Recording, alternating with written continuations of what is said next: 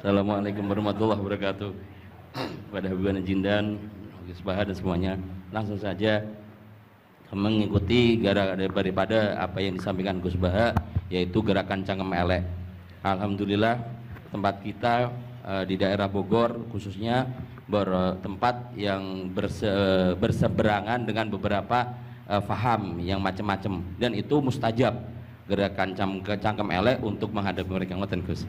Dados kula nggih nyuwun ijazah terus mewakili sedaya, dan yang ingkang kami kalih mumpung teng mriki kan ingkang didhawuhaken Gus Bawau fasilitas dinggo fasilitas nyuwun fasilitas ijazah ngrungokke tafsir Jalalain ingkang teng YouTube. Dados nyuwun ijazah ingkang kathah niki. Ngambil ijazah yang banyak, fasilitas dari apa yang jadi tadi disebutkan beliau, fasilitas, masyhad dan semuanya. Jadi kita memiliki cara fikir yang enteng, yang enak. Dan mumpung wonten ijazahipun, nggih kula suwun ngoten Gus Bang. Ngoten cekap semanten. Assalamualaikum warahmatullahi wabarakatuh.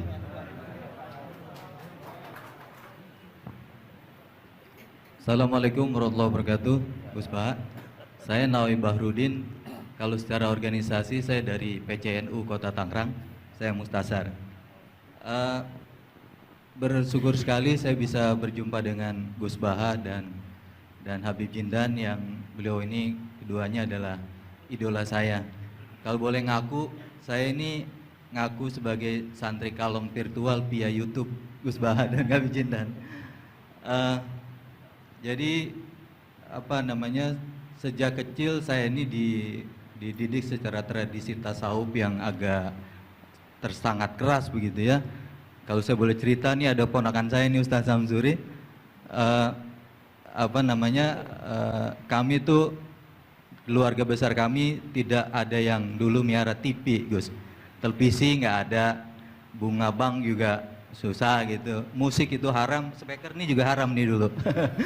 Nah perkembangannya kemudian semakin besar, ada idola-idola kami yang agak keras begitu melontarkan kritik kepada pemerintah, yang kemudian itu membuat saya galau gitu ya. Kenapa ulama-ulama kita bersikap terhadap pemerintah keras memberikan kritik?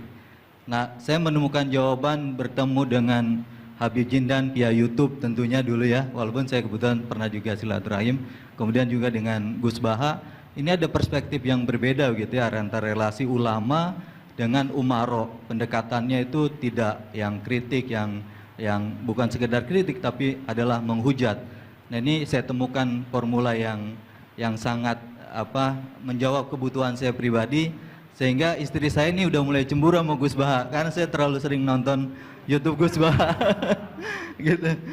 Nah yang kedua, soal sanad ya, salah satu bukti saya pernah dengar cerita Gus Baha, agama itu adalah bir riwayah, oleh karena itu perlu sanad. Nah saya merindukan bersanad dengan Gus Baha nih, tapi kan saya bukan santri yang secara langsung, oleh karena itu dalam kesempatan ini saya ingin minta rukhsah sebetulnya Gus dan Habib, kami ini kalau boleh mewakili diakui sebagai murid Gus Baha, bisa bersanad walaupun dalam pertemuan tatap mukanya saat ini aja baru. Mudah-mudahan ke depan bisa dilanjutkan. Terima kasih Gus. Assalamualaikum warahmatullahi wabarakatuh. Nggak apa-apa Ustadz, sahabat aja sekali ketemu Nabi langsung jadi sahabat kok. Baik, Gus Baha barangkali duluan. Kiai Abdurrahman Sahal, Kiai Ustadz Nawawi. Iya, apa saya Gus? Iya. Begini ya, masalah cangkem elek tadi ya. Bakat tuh sampean? Sudah, alhamdulillah sudah bakat.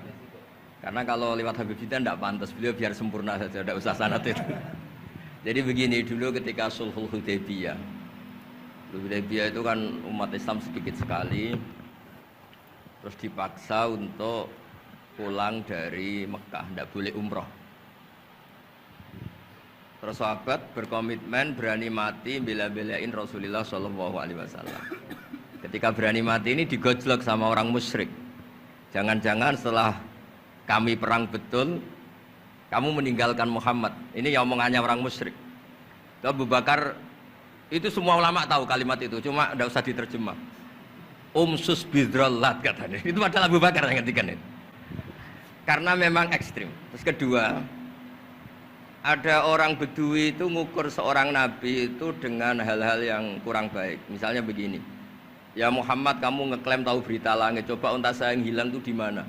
Katanya tahu berita langit, sekarang tahu nggak unta saya hilang itu di mana? Mobil saya di mana? Begitu juga ketika untanya hamil, bunting itu tanya, Muhammad, kalau kamu nabi katanya tahu berita langit, kamu tahu isinya yang di unta saya ini? Itu ada sahabat yang saking nggak kuatnya demi bela nabi itu, udah kalau tanya gitu tanya saya terus. Terus si tadi orang tadi dibilangin sahabat, nazauta 'alaiha fakanat minha sakhlah. Jadi intinya ini Habib Jintan biar senyum-senyum aja. Jadi intinya kadang ad-difa sama orang-orang gitu mau tidak mau nggak ada pilihan itu. Kalau yang ma'ruf di Quran ya uffil lakum wa lima ta'buduna min dunillah. Jadi ketika Nabi Ibrahim, ini sering saya patah-patah supaya tidak paham semua karena ini sanad kurang baik. Tapi kebutuhan gitu. Biasanya yang minta itu yang jenisnya ya seperti ini yang sudah cangkem elek cuma butuh legitimasi gitu. Jadi dia butuh nggak tanggung jawab, dilimpahkan ke saya. Kalau saya kalaupun salah kafaroh saya banyak. Saya kan ngapalin Quran. Kalau orang itu hafal Quran, inna wa ta'ala la yu'adzibu qalban wa al Quran. Kalau kamu sekali salah, adabnya banyak. Kalau saya punya penawar banyak itu. Jadi faja'alahum judadan tadi. Siapa yang memecahi berhala ini? Kata Ibrahim, yang bawa kapak. Kenapa mecahin? Mungkin sentimen dia ingin disembah sendiri katanya. Tanya yang bawa kapak. Kata orang-orang kafir, kamu kan tahu berhala itu tidak bisa ngomong, masa disuruh nanya gitu. Otak kamu di mana? Nggak bisa ngomong, nggak disuruh nanya. Otak kamu di mana? Ibrahim balik. Ya balik apa? Balik ngendikan, balik mengatakan uffil lakum. Otak kamu lalu di mana? Kayak ditanya aja tidak bisa jawab kok kamu sembah. Jadi di beberapa kesempatan sahabat belain Nabi sampai gitu. Jadi banyak orang Bedui, orang-orang peradaban, karena Nabi itu memang nyatanya mendapat berita dari langit. Mereka terus itu dijadikan alasan. Unta saya hilang di mana Muhammad? Ini di mana? Unta saya ini hamil itu bentuknya kayak apa? Katanya kamu tahu berita langit. Masa gini aja enggak tahu? Ya terus tadi. Saya enggak tahu sahabatnya mungkin kayak jenengan enggak tahu saya. Terus dia ambil, udah tanya saya aja. Nazauta 'alaiha fakanat minka minha sakhlah. Nazauta itu sudah paling anaknya kayak kamu lah, kamu yang nazauta 'alaiha, enggak usah diterjemah nazauta 'alaiha itu. Tapi potongan-potongan gini tahu kira nazauta 'alaiha itu kayak. Artinya ya memang dalam banyak hal memang nggak bisa dihindari hal-hal seperti itu. Ya tapi tentu yang suasananya ilmiah bukan hadzun nafsi ya, suasananya yang ilmiah bukan apa? Hadun nafsi. Karena kadang-kadang memang mau tidak mau kayak ya tadi orang-orang yang menghujat Nabi, orang-orang yang apa itu. Kadang-kadang paling efektif itu ya jawab seperti itu. Ya, jawab seperti itu. Itu sudah berapa tadi? 3 kan? Nah, itu bukti bahwa kadang-kadang itu nggak ada pilihan dalam menjelaskan. Ya, nggak ada pilihan dalam menjelaskan. Ya, maksudnya seperti itu, tapi tidak tahu saya. Daripada anggawah bibitan kan kasihan. Saya aja yang jawab. Nah, terus tadi yang Jalalain rutin sanad saya memang sebetulnya kalau saya boleh milih di mana-mana sanad tuh ngajinya utuh. Saya dulu ngaji Mbah Mun itu mulai Jamul Jawami, Fathul Wahab banyak. Sebagai keluarga Quran, bapak saya itu hafal Quran tuh kayak Fatihah, ma'ruf itu di daerah saya. Tidak ada orang hafal Quran kayak Fatihah kayak bapak saya itu. Makanya tradisi keluarga kami memang Quran, terus babah kami juga dari ulama Lasem, Habib Jitan pernah rawuh di mbah saya. Kebetulan pondoknya mbah saya namanya juga Al-Fakhriyah. Jadi karena kalau konstruksinya tidak khatam, seperti ini namanya ijazah amma. Ijazah amma ya cukup lah buat rame-rame. Tapi secara keilmuan itu masalah karena konstruksinya belum selesai. Makanya tadi saya senang Habib Jitan ketika cerita ada orang ngajar lumak. Usul fikih itu perangkat yang mau tidak mau untuk alat tafsir. Misalnya begini. Wa antasma'u bainal ukhtain, tidak boleh mengumpulkan perempuan 2 yang kakak beradik jadi istrinya 1 orang. Itu bainal ukhtain itu min itlaqil ba'di wa iradatil kul, yang dimaksud Allah adalah mengumpulkan 2 orang yang ada hubungan mahram. Coba kalau kita misalnya bikin gerakan kembali ke Quran, berarti yang haram hanya antasma'u bainal ukhtain. Padahal yang haram adalah bainal mar'ah wa ammatiyah wala bainal mar'ah wa khalatiyah wala bainal mar'ah wa jad. Jadi ya pokoknya 2 perempuan yang ada hubungan mahram tidak boleh dikumpulkan dalam satu pernikahan. Bayangkan kalau orang tidak ahli usul fikih kemudian dia mentafsirkan Quran, terus dia hanya pegang wa antasma'u bainal ukhtain. Itu juga anak tiri. Ada aturannya, lafadz yang keluar karena ghalib itu tidak punya makna. Misalnya begini, anak tiri yang nggak boleh dinikahi adalah waroba ibu kumulati fi hujurikum, anak tiri yang serumah. Padahal anak tiri serumah tidak serumah, kalau ibunya sudah kamu kumpulin kan tidak boleh dinikah. Lalu kata fi hujurikum di sini adalah yakhruju makhrujal ghalib. Ya umumnya anak tiri itu serumah, tapi bukan punya ikatan apa? Hukum. Nah, hal seperti itu kan riskan kalau kita tidak mengaji usul fikih, apa kaidah fikih. Misalnya gini, ada ular di dalam, terus kiainya bilang, Jamal ambilkan tongkat. Terus kamu karena nggak dipanggil namanya, terus nggak ngambil tongkat. Oh yang dipanggil Jamal bukan saya. Ini santri geblek dah. Sebenarnya kata manggil itu qaulun nabi li ahadin min ashabi itu qauluhu lil jami'. Yang hal-hal yang baik, yang darurat, siapapun yang bisa melakukan harus melakukan itu meskipun nggak dipanggil.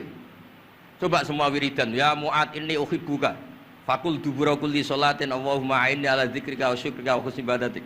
Sebagai riwayat fala tada'anna dubura kulli sholat. Terus kamu bilang nama saya ada Mu'ad loh, berarti tidak kena ijazah itu. Itu harus ada analisis usul fikih. Kalau enggak ya habis kita. Semua wiridan tuh ya Abu Hurairah, ya Mu'ad, ya Aba. Nah, terus kamu, saya enggak yang diwaksiati Rasulullah, enggak yang diijazahi, ya enggak bisa. Jadi masalah sana tuh maunya kalau sampean orang baik, ya semua kebaikan tuh saya ijazahkan. Ya tapi tentu beda yang ngaji betulan sama yang ngaji begini-begini itu. Ya memang seperti itu, karena kalau ingin jadi ulama konstruksinya memang harus utuh. Karena tadi ada usul fikih, ada kaidah fikih, ada macam-macam kayak tadi wa antasma'u bainal ukhtain. Itu ya zaman Nabi Sugeng sudah nambahi wala bainal mar'ati wa amatiha. Tidak boleh menikahi istri dan budenya atau bulenya. Nah, kenapa Nabi tidak bilang wala bainal mar'ati wa jaddatiha? Kayaknya orang kelainan kalau kepikiran seperti itu. Loh, kalau bule itu masih masuk lah. Ya misalnya istri kamu 17, bulenya 27 kan kok cantik budenya kan masih bisa mikir gitu. Tapi kalau istri kamu 20, mbahnya 80 kok kepikiran itu kan. Sehingga di hadis memang hanya wala bainal mar'ati wa ammatiha, wala bainal mar'ati wa kholatiha. Nabi tidak mengatakan wala bainal mar'ati wa jaddatiha. Kayaknya kalau orang normal tuh tidak kepikiran itu. Ya tapi apapun itu nyatanya Quran hanya wa antasma'u bainal ukhtain. Itu kalau nggak dijelaskan pakai usul fikih, ini min itlaqil badi wa iradil qul secara balaghah. Ya, itu kan tidak bisa. Nah, di sini pentingnya ngaji khatam. Makanya saya suka ngaji Jalalain dengan penjelasan fikih, penjelasan usul fikih, karena supaya orang tuh tahu lah bahwa maknani Quran tadi seperti yang didhawuhkan Habib Jindan itu. Ya kalau kamu tidak menguasai betul terus akhirnya ngomong menurut saya, Quran kok menurut saya, menurut perasaan saya tidak bisa. Kata Habib Jindan kok biro'ihi, ya sudah pesen tiket di neraka. Ngeri kan?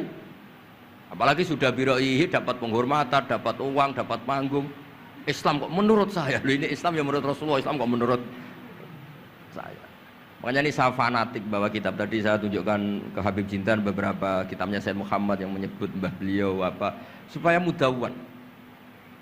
Dulu itu ada orang alim alama namanya Les bin Sa'ad. Kata Imam Syafi'i, "Al-Les afqahu min Malik illa annahu daya'ahu ashabu." Imam Les secara fikih itu lebih alim dibanding Imam Malik, tapi daya'ahu ashabu. Murid-muridnya enggak menulis. Andai kan Habib Salim tidak punya putra Habib Novel, tidak punya cucu Habib Jindan, mungkin orang enggak bakas lagi Habib Salim. Bazuber andai kan enggak punya putra Mbah Mun, orang juga enggak bakas lagi Bazuber. Bapak saya Kiai Nur Salim andai kan enggak punya putra saya, mungkin orang sudah lupa. Dulu ini cerita yang paling ekstrim. Dulu Nabi Ibrahim pernah dikira Yahudi karena punya keturunan Yahuda bin Yakub bin Ishak bin Ibrahim. Ketika Yahuda punya perilaku tertentu seakan-akan itu dari mbah-mbahnya. Baru setelah Rasulullah SAW memaklumatkan ad-dinul hanif, ad-dinul Islam millatun hanifiyah, millata abikum Ibrahim. Baru terpulihkan nama Ibrahim. Makanya kalau dalam nasihat Arab itu kama takarrama bi Muhammadin adnanu. Dulu orang tuh nggak tahu Adnan itu siapa, Qusay itu siapa, Kilab itu siapa. Gara-gara punya cucu yang bernama Rasulullah Muhammad SAW, Sayyidul Khalqi, orang nyari-nyari Abdul itu siapa, Abdul Muthalib itu siapa, Hashim itu siapa. Akhirnya diketahui Sayyid Abdul itu orang yang ganteng, perilakunya baik. Abdul Muthalib itu orang yang pertama sering makan-makan, ngasih makan orang haji, gini-gini. dikatakan Syaibatul Hamdi karena terus orang ini dikatakan wasumia fisul bin Nabi sallallahu alaihi wasallam dzakara wa ta'ala walabba, ini dikatakan kusoi litakosi fi biladi atal kosia, terus dikatakan kilab likas roti takalubi fil ardi karena orangnya aktif sering berjuang di mana-mana. Terus jadi makanya kalau jenengan punya anak, punya cucu, doakan jadi orang baik. Karena status Anda ini tertera cucu-cucu Anda. Lho nggih, misalnya bapak sampean alim terus putune nak domino di situ, mabuk-mabuk di situ. Itu disatakan makam keramat apa tempat mabuk? Nah, makanya dzurriyyah ini penting. Makanya ketika Allah memberi hadiah pada Rasulullah Muhammad SAW kepada semua nabi, itu disebut wa ja'alna dzurriyyatahu humul baqin. Ketika dikatakan kalimat tauhid juga wa ja'alaha kalimatam baqiyatan fi aqibi. Makanya ukuran orang baik itu ya anaknya, cucunya, apa-apanya, karena ini yang meneruskan status kita. Ya jelas ya. Itu kalau Anda ini ngaji khatam, konstruksi itu tahu. Tapi kalau tidak khatam, ya hanya modal qabilna terus. Ya tapi agak apa-apa daripada sama sekali. Malah yudraku kulluh la yudraku. Nggih, kersane disambung Habib Jid. Mau kersane kula ikut dengarin ya. Yang kemelek ada usah Habib Sato aja Habib. Jenengan enggak patut yang itu. Yang sanad aja. Mboten sampun. Mboten sampun. Yang sanad ijazah amal. كما إن صحت لنا الإجازة كما أجازنا سيد الوالد الحبيب نوفل بن سالم بن أحمد بن جندان عن والده الحبيب سالم بن أحمد بن جندان عن شيوخه جميعا عن الوالد الحبيب نوفل عن جد الحبيب علي بن عبد الرحمن الحبشي وكذلك كما أجازنا الجد الحبيب محمد بن علي بن عبد الرحمن عن والده الحبيب علي بن عبد الرحمن الحبشي وكما أجازنا شيخنا ومربينا الإمام الحبيب عمر بن محمد بن سالم بن حفيظ عن شيوخه وكما أجازنا شيخنا الحبيب علي المشهور بن محمد بن سالم بن حفيظ وشيخنا السيد محمد بن علي بن عباس المالكي والحبيب عبد القادر بن أحمد السقاف والحبيب أبي بكر بن علي بن أبي بكر بن علي بن عبد الرحمن المشهور والحبيب زين بن إبراهيم والحبيب سالم بن عبد الله بن عمر الشاطري وأخيه الحبيب حسن جميع مشايخنا فبأسانيدهم إن صحت لنا الإجازة أجزناكم في تعلم والتعليم تذكر التذكير في الدعوة إلى الله تعالى وفي أذكار سادة بني علوي وفي كل ما يقربكم إلى الله إن صحت لنا الإجازة أجازناكم بذلك.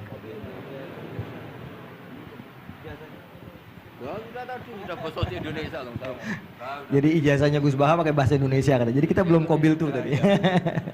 Insya Allah, ya insya Allah. Ada al-idnu bima'nal ijazah, insya Allah. Jadi sudah diizinkan, yaitu ijazah cangkem elek tadi dengan ijazahnya pengajian beliau lewat medsos, insya Allah bil izin, ya. Karena kalau kita mengaji kitab itu tidak perlu ijazah lagi sebetulnya. Kalau udah qiraatan ala syekh, bimana idnuhu wa ijazatuhu, insya Allah. Dan sanadnya tadi sudah diberikan juga oleh Habib Jindan dari para guru beliau, dan mudah-mudahan kita beroleh manfaat dan barokah dengan majelis ini, dengan begitu banyaknya ilmu dan ma'rifah yang kita peroleh. Bahkan kita julus mujalasatul alim, ini termasuk juga dalam kebaikan yang kita dapatkan di hari Asyura ini. Dan karena di dalam Asyura itu ada zur aliman, ziarahi orang alim, dan kita sudah melakukan itu dengan ziarahnya dengan Habib Jindan dan Gus Baha. Dan insya Allah mudah-mudahan kita semua pulang ini beroleh banyak gembolan pahala, ya insya Allah, ya, gembolan pahala dan ijazah dari kedua beliau insya Allah, ya. Nah. Ya, ajazakum kama ajazalana syekhuna wa syekhu syekhina Maimun Zubair wa aslafuhu ila Rasulillah sallallahu alaihi wasallam. Bilal ijazah wa tasyarrafna bikum wa jazakumullah khairan katsiran. Kiai Yusuf Mansur mau ngasih ijazah nggak? Kali, kalau Kiai Yusuf Mansur ngasih duit aja sama kita buat ongkos pulang. Setuju nggak kira-kira? Oh setuju katanya. Baik, alhamdulillah majelis kita berjalan begitu lancar, mudah, tidak ada gangguan kendala dan semuanya pasti karena barokah para masyayikh kita, para ulama-ulama aslafun saleh yang telah meridhoi dan ridho dengan majelis kita ini. Kita doakan guru-guru kita yang ada di depan ini, beliau-beliau semoga selalu diberikan sehat, panjang umur dalam ta'ah, dalam memberikan manfaat dan ilmunya kepada kita semua, dan menjadikan kita semua yang ada di majelis ini juga selalu menjadi tullabul ilm yang istiqomah, yang selalu meneruskan, insya Allah kita teruskan kepada generasi penerus kita, anak-anak cucu kita dalam tradisi keilmuan ahlu sunnah wal jamaah yang insya Allah akan selalu eksis di bumi Nusantara ini. Amin ya rabbal alamin. Saya sebagai moderator mohon maaf jika ada kalimat yang keliru dan salah. Kita akhiri dengan membaca subhanakallahumma wa bihamdika asyhadu an la ilaha illa anta astaghfiruka wa atubu ilaik. Dan sebelumnya ada pemberian cindera mata oleh Yayasan Fakhriyah kepada Gus Baha dari Habib Jindan.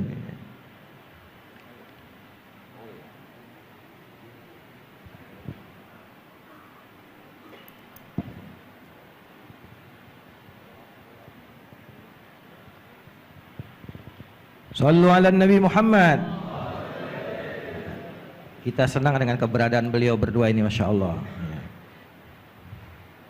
Dan yang kedua dari Majelis Silaturahim diserahkan oleh Ustadz Mustafa Ismail. Fadhal, silakan.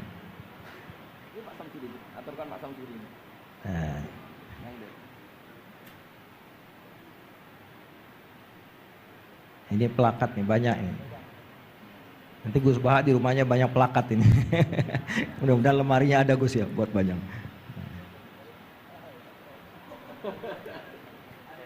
Buat Habib Jindan juga dan buat Gus Baha. Baik.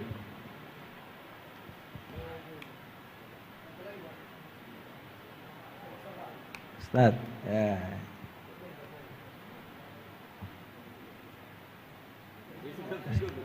Nah, saking girangnya sama Gus Baha sampai lupa plakatnya mau dikasih. Salaman duluan, plakatnya belum. Baik. Baik, alhamdulillah, alhamdulillah. Alhamdulillah kita tutup majelis kita dan sekali lagi kami mohon maaf atas segala kesalahan dan kekurangan. Adanallahu wa iyyakum ajmain. Kita setelah ini ada majelis rohah nanti dipandu oleh MC dan saya sebagai moderator pamit diri dan alafumikum. Assalamualaikum warahmatullahi wabarakatuh.